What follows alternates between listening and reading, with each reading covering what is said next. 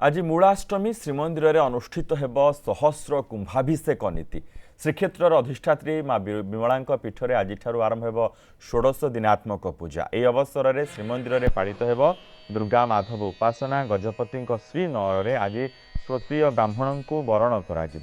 जगतसिंहपुर झंकड़ स्थित माँ शारदा पीठरे पार्वण पूजा आरंभ होउछि। प्रतिवर्ष पर चलित वर्ष मूलाष्टमी ठारू महाष्टमी पर्यंत पार्वण पूजा अनुष्ठित हेब। चलित वर्ष पूजा 17 दिन पड़ी। यह अवसर में आज माँ जगत जननी को विभिन्न वेश सुसज्जित कर षोडश उपचार पूजा चंडीपाठ आदि सेपटे काकटपुर माँ मंगला पीठरे षोडश उपचार पूजा विधि में रीतिनीति संपादन करा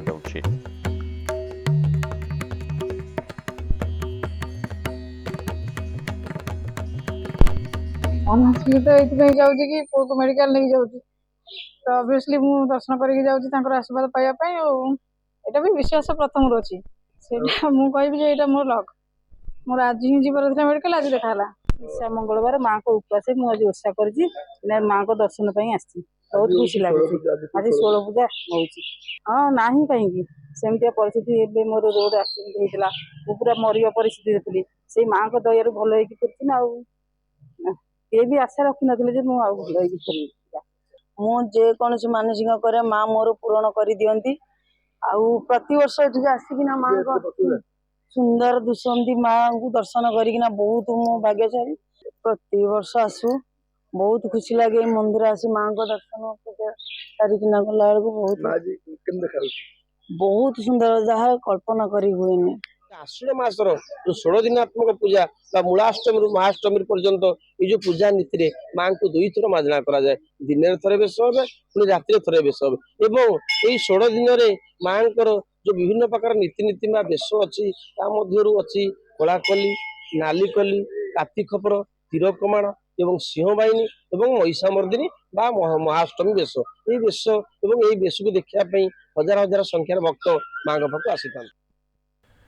केमिति चली काकटपुर में माँ मंगला पूजा से संपर्क में अधिक सूचना आसतु सीधासख जा माँ मंगला पीठ निकट को मिलन महांती वरिष्ठ सहयोगी आमर रही आम प्रतिनिधि मिलन कौन नीति निर्घंट करा माँ केमिति आज चली स्वतंत्र पूजा देखो मन अच्छे प्रापण में माँ दुर्गति नाशिनी दुर्गा आगमन को नहीं प्रत्येक शक्तिपीठ चलचंचल आरंभ हो जाए षोडश पूजा उपचार माँ मंगला पीठ में नियर ढंग से पूजा होता है। बहुत तिथि जो रही माँ नीतिनीति अनेक रीतिनीति रही जे कि 16 पूजा जो रही 16 दिन धरी जो पूजा हुए ये पूजा अनेक रीतिनीति रही माँ मंगला कौन रही नीतिनीति आम पाखे अच्छा वरिष्ठ पूजा पंडा तापस कुमार दीक्षित सहित सीधा आलोचना करिया कौन कहे 16 पूजा आज आरंभ होती प्रथम दिन माँ आज 16 पूजा और मूलाष्टमी आरंभ होता है माँ रीतिनीति कौन रही आज रीतिनीति। जय माँ मंगला विश्वर मंगल हो। आज हूँ पवित्र मूला अष्टमी एवं सप्तमी मध्याह समय सप्तमी सरी जापर अष्टमी आरंभ हो माँ जो मूलाष्टमी जो माँ को सहस्र कुंभाभिषेक जल स्नान करा जाए स्नान सरला माँ गुप्त उपचार आरंभ होता है तन्मध्य आम जमी सूर्य पूजा द्वारपाल पूजा बल्लभ नीति बल्लभ आम षोड़श उपचार पूजा करा जाए एवं सकाल धूप दीपर धूप एमती विभिन्न नीति माँ प्रचलित होता है माँ पाखे स्वर्ण अलंकार माँ भूषित होता है मूलाष्टमी ठार महाअष्टमी पर्यंत माँ को षोड़श उपचार पूजा करा जाता है। वर्ष तमाम माँ पाखे पंचोपचार पूजा होता समय यही शारदीय पूजा समय शरत ऋतुर आगमन में शारदीय पूजा अनुष्ठित होता है यही समय माँ को षोड़श उपचार पूजा करा जाए। तो माँ मंगला जो रीति रही 16 पूजा समस्त शक्तिपीठ में पूजा होता है किंतु नियर ढंग से माँ पूजा विभिन्न रीतिनीति रही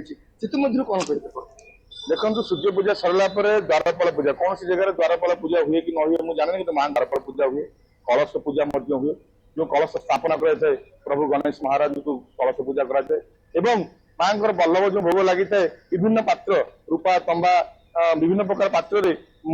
सब प्रकार व्यंजन जमीक मधु विभिन्न जिनस आमर पैड नारिकेल अनेक जिनस माँ को अर्पण कराए जमीक फल मूल आखु लगे समस्त अदा सहकार माँ को पाखे भोग भेष होता 16 पूजा रुए माँ सब प्रस्तुत भेष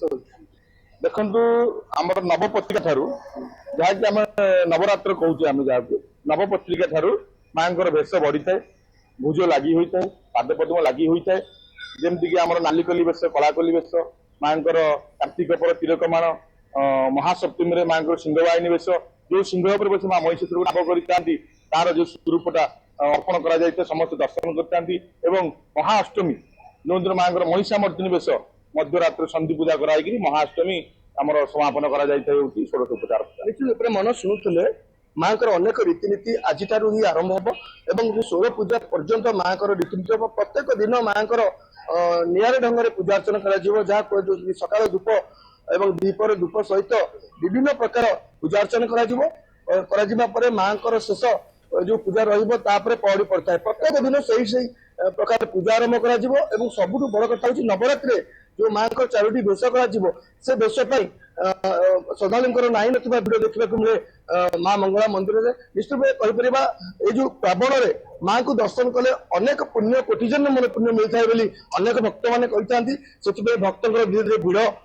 ଲାଗିଛି ମା ମଙ୍ଗଳା ମନ୍ଦିରକୁ। ନିଶ୍ଚିତ କହିପାରିବା ଆଗାମୀ ଦିନରେ ଯୋଉ ରହିଛି ପୂଜା ଆରମ୍ଭ ହେବା ପରଠାରୁ 16 ଦିନ ପର୍ଯ୍ୟନ୍ତ ଭକ୍ତଙ୍କ ଭିଡ ଲାଗିବ ମା ମଙ୍ଗଳା ମନ୍ଦିରରେ। बहुत बहुत धन्यवाद मिलन ए समस्त सूचना पाई। मिलन महांती आम प्रतिनिधि काकटपुर माँ मंगला पीठर ए संपर्क अधिक सूचना रखुले।